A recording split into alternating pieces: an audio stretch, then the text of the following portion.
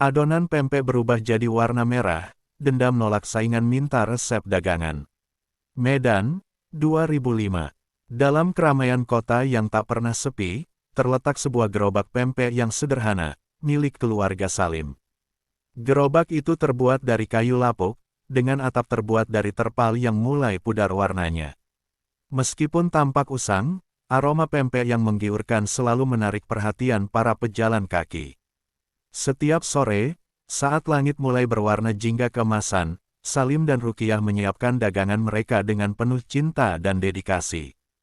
Salim, seorang pria berusia 50 tahun, memiliki tubuh kekar dan wajah yang dihiasi kerutan hasil dari tahun-tahun bekerja keras.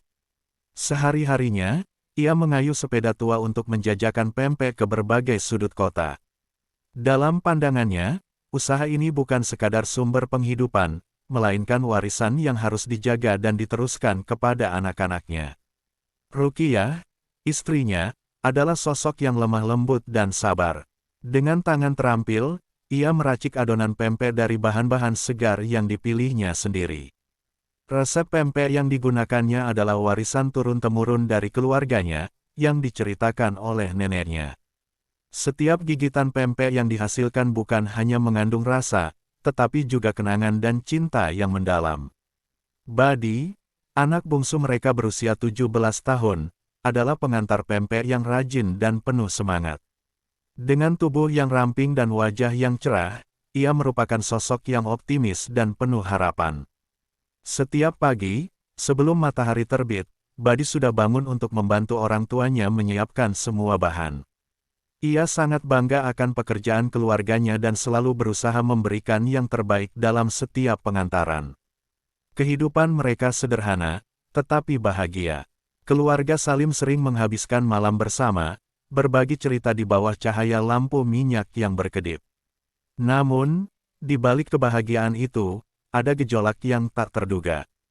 Ketika pempek buatan Rukiah tiba-tiba menjadi sangat laris, tetangga-tetangga mulai berbisik.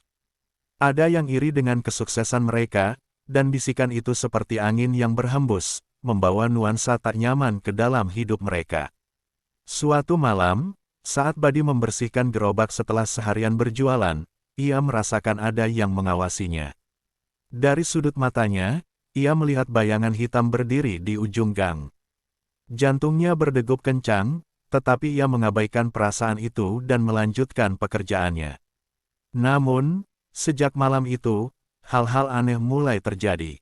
Bunyi berisik di dapur saat malam menjelang, dan aroma tak sedap yang tiba-tiba menguar dari gerobak mereka, membuat Badi merasakan ketidaknyamanan yang semakin mendalam. Keluarga Salim yang awalnya hanya berfokus pada pencarian rezeki, kini terjebak dalam sebuah kisah yang penuh misteri. Dengan keberuntungan yang mereka dapatkan, bayangan gelap mulai mendekat, mengancam kebahagiaan yang telah mereka bangun. Ketidakpastian dan rasa curiga mulai merayapi hidup mereka. Apa yang akan terjadi selanjutnya? Apakah keberuntungan yang didapat akan terus berlanjut, atau justru membawa malapetaka bagi keluarga Salim? Rasa penasaran dan ketegangan mulai mengisi udara, menandakan bahwa perjalanan mereka baru saja dimulai. Dalam keheningan malam, Badi merasakan bahwa ada sesuatu yang lebih besar dari sekadar dagangan pempek yang sedang mereka jalani. Sebuah kisah yang akan mengubah hidup mereka selamanya. Seiring berjalannya waktu, keberhasilan usaha pempek keluarga Salim terus melonjak. Setiap hari, barisan pelanggan semakin panjang, menanti dengan sabar untuk mendapatkan seporsi pempek yang lezat. Namun, di balik kesuksesan itu, ada bayang-bayang gelap yang mulai menyelimuti kehidupan mereka. Suatu pagi yang cerah, Badi terbangun lebih awal dari biasanya. Ia merasakan semangat yang membara untuk membantu orang tuanya menyiapkan dagangan. Namun, saat memasuki dapur, ia melihat ibunya, Rukiah, duduk di tepi meja, wajahnya pucat dan tampak lemah. Keringat dingin menetes dari dahi Rukiah, dan matanya terlihat kosong, seolah jiwanya terjebak di antara dunia nyata dan dunia lain. "Bunda, ada apa?" tanya Badi, cemas sambil mendekat. Rukiah menggeleng pelan, berusaha tersenyum meski senyum itu tidak sampai ke matanya. "Tidak apa-apa, Nak, hanya sedikit lelah. Namun, Seiring berjalannya waktu, kondisi Ruqyah semakin memburuk. Badi dan Salim membawa Ruqyah ke dokter, tetapi setelah serangkaian pemeriksaan, dokter menggelengkan kepala. Tidak ada yang salah secara medis. Mungkin ini hanya kelelahan. Kembali di rumah, Badi merasakan ketidakberdayaan yang mendalam. Ia melihat ayahnya yang tampak khawatir, sementara ibunya terkulai lemah. Kebahagiaan yang mereka rasakan seolah mulai pudar, digantikan oleh kecemasan dan ketidakpastian. Suatu malam, setelah menutup gerobak, Badi kembali ke dapur untuk membantu ibunya. Saat ia membuka lemari untuk mengambil bahan, matanya tertuju pada adonan pempek yang sudah disiapkan. Namun, alangkah terkejutnya ia ketika melihat adonan itu berwarna merah, seperti darah. Rasa ngeri menyelimuti hatinya, dan ia berusaha meyakinkan diri bahwa ini hanya ilusi. "Badi, ada yang tidak beres," ucapnya pelan, lalu berlari memanggil Salim. Salim datang, dan ketika melihat adonan itu, ia langsung memerintahkan Badi untuk membuangnya. "Kita tidak bisa menjual ini. Ayo, buang sekarang." Keesokan harinya, Badi terbangun dengan perasaan was-was. Ia merasa seolah ada sesuatu yang mengawasi, dan saat ia memasuki dapur, ia terkejut menemukan adonan itu muncul kembali, persis seperti sebelumnya. "Ini tidak mungkin," teriaknya, hampir tidak percaya dengan apa yang dilihatnya. Ketika Salim mengetahuinya, ia merasakan ketegangan meningkat. Ia memutuskan untuk memanggil dukun, seorang lelaki tua yang dikenal memiliki pengetahuan tentang hal-hal gaib. Dukun itu datang dengan tatapan serius, mengenakan pakaian tradisional dan membawa sejumlah ramuan. "Ini bukan penyakit biasa," kata dukun itu dengan nada misterius.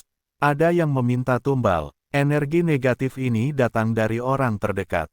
Badi dan Salim saling pandang, merasakan ketakutan yang menyelimuti hati mereka.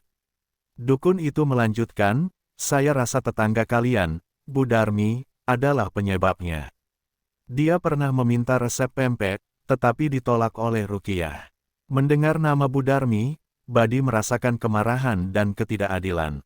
Dia tidak akan melakukan hal seperti itu. Dia baik. Dukun itu menggeleng. Keinginan untuk sukses dapat mengubah seseorang. Jika kalian ingin mengatasi ini, ada satu jalan.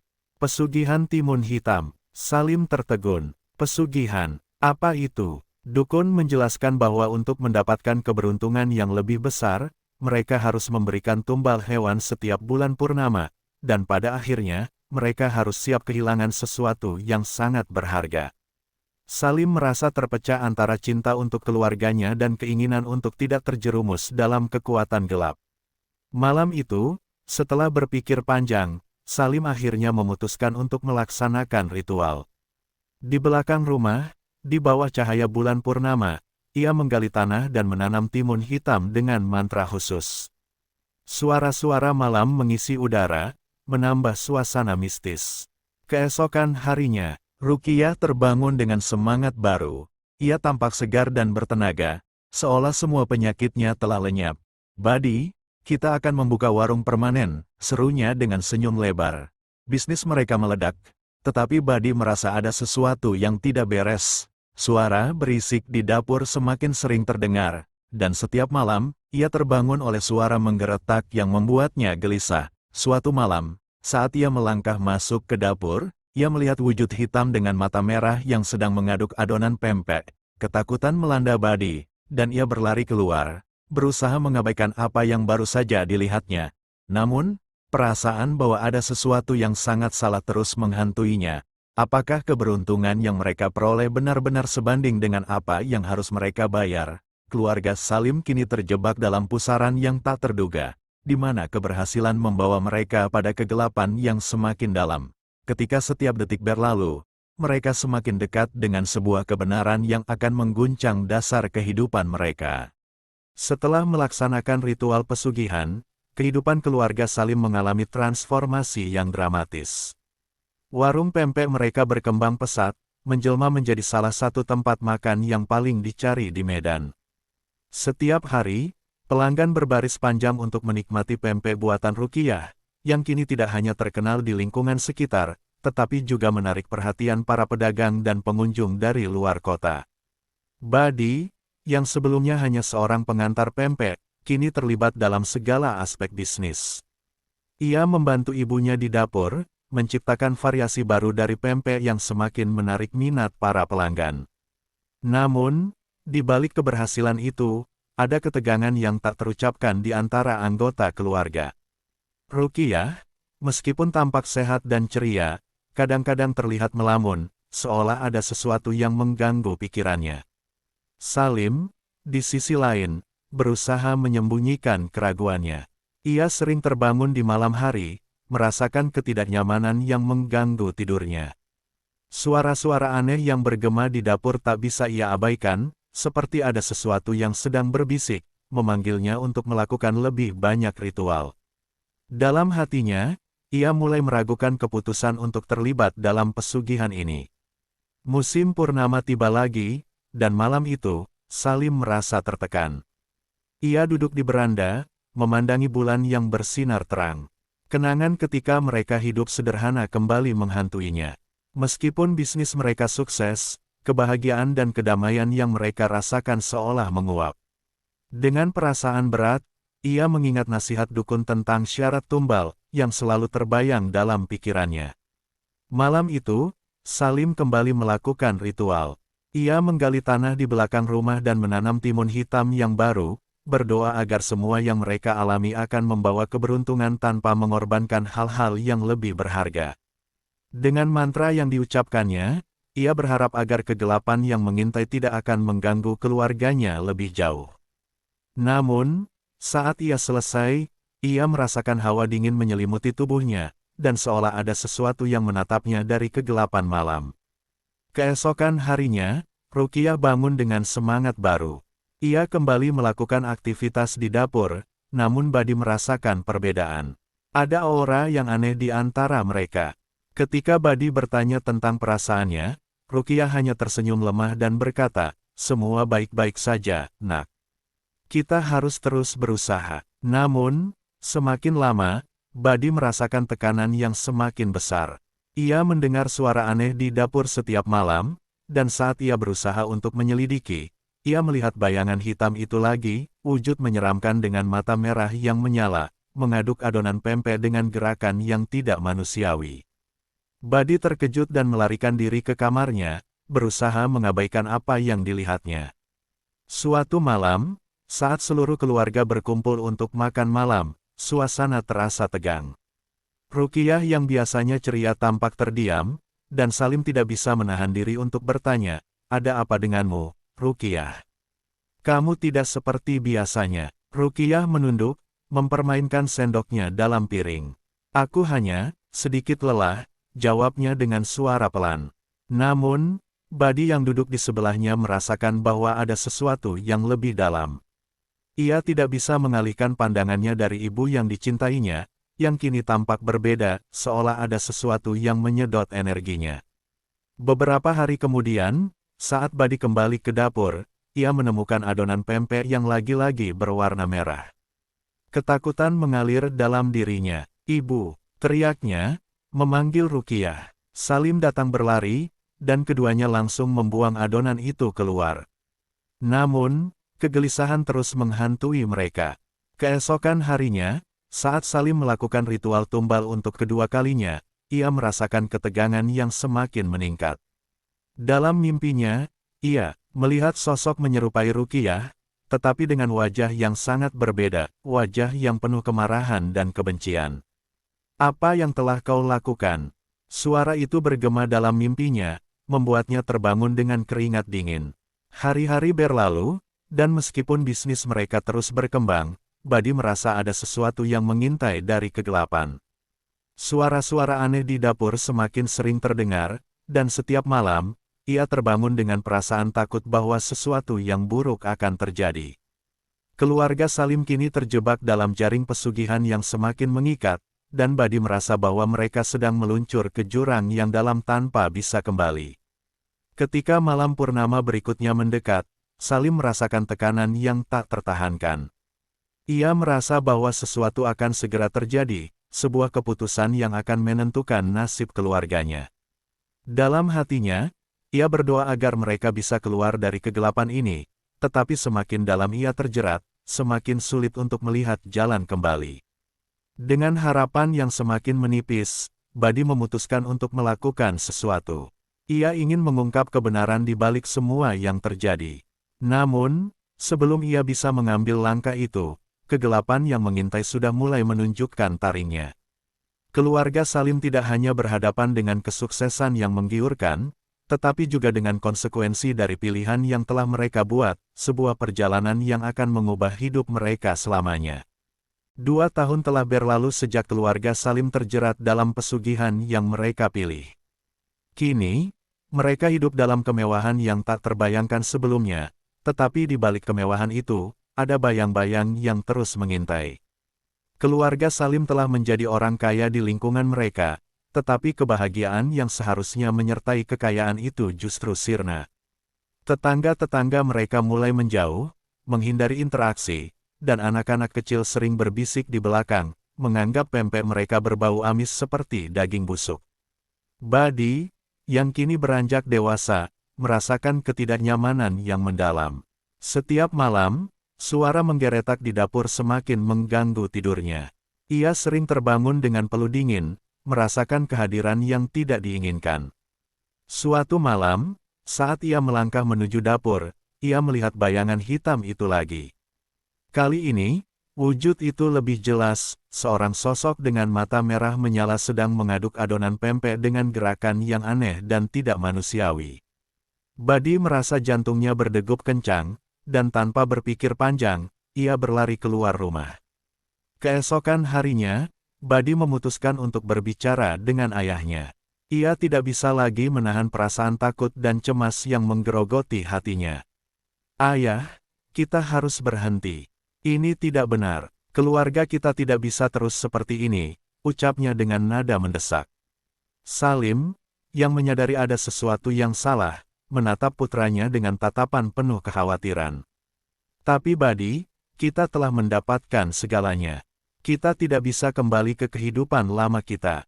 Namun, ada harga yang harus kita bayar." Ibu semakin aneh, dan aku melihat sesuatu di dapur. Buddy hampir menangis, merasakan tekanan emosional yang semakin berat. Salim terdiam, hatinya berkonflik. Ia tahu ada yang tidak beres, tetapi rasa takut kehilangan semua yang telah mereka dapatkan membuatnya ragu. Malam itu, saat mereka makan malam, suasana terasa tegang. Ruqyah, yang biasanya ceria, kini tampak lebih murung dan tertekan. Ia tidak menyentuh makanannya, hanya menatap kosong ke arah piring. Tiba-tiba, teriakan melengking memecah keheningan malam. Buddy berlari menuju sumber suara, dan ketika ia sampai di ruang tamu, ia melihat ayahnya tergeletak di lantai, tubuhnya menggelepar, dan mulutnya berbusa. "Ayah!" teriak Buddy, berusaha membangunkan Salim. Sebelum Salim menghilang dalam kesadaran, ia berbisik dengan suara lemah, "Dia minta tumbal terakhir, anak kita." Kata-kata itu terdengar seperti petir menyambar di telinga Buddy. Keringat dingin mengalir di punggungnya ketika ia menyadari bahwa apa yang mereka lakukan telah menarik perhatian entitas yang lebih besar dari sekadar keberuntungan. Ruqyah, yang kini panik, berlari ke samping suaminya. Dia menangis dan berusaha membangunkan Salim, tetapi tidak ada respon. Dalam kekacauan itu, Buddy mengambil keputusan untuk mencari bantuan. Ia ingat tentang ustaz yang sering memberi ceramah di masjid dekat rumah mereka. Dengan harapan, ia berlari menuju masjid. Ketika Buddy menceritakan semuanya kepada ustaz, wajah ustaz berubah serius. "Kalian terjebak dalam pesugihan. Roh yang kalian panggil bukan untuk membantu, tetapi untuk menghancurkan." Ustaz itu menjelaskan bahwa mereka harus melakukan ritual pembersihan segera untuk mengusir entitas jahat yang menghantui mereka. Kembali ke rumah, Buddy dan ustaz melakukan ritual pembersihan. Mereka mengelilingi rumah dengan air suci dan membaca ayat-ayat Al-Quran. Namun, saat mereka sampai di dapur, Buddy merasakan hawa dingin yang menusuk, dan suara menggeretak semakin kencang. Ketika ustaz membaca doa terakhir, sebuah angin kencang tiba-tiba berhembus, menerbangkan semua barang yang ada di sekitar. Esok harinya, ketika Badi terbangun, rasa harapannya mulai pudar. Ia merasa tidak ada yang berubah. Saat ia melangkah ke dapur, kakinya terhenti. Di sana, ia menemukan ibunya tergeletak di lantai, perutnya terkoyak, dan adonan pempek penuh darah mengelilinginya. Pemandangan itu membuat Badi hampir pingsan. "Ibu!" teriaknya, terjatuh di samping Ruqyah, merasakan dunia seolah runtuh di sekitarnya. Ketika polisi tiba, mereka tidak menemukan bukti yang cukup untuk menyelidiki lebih lanjut. Bu Darmi, yang selama ini dicurigai, ternyata tidak bersalah.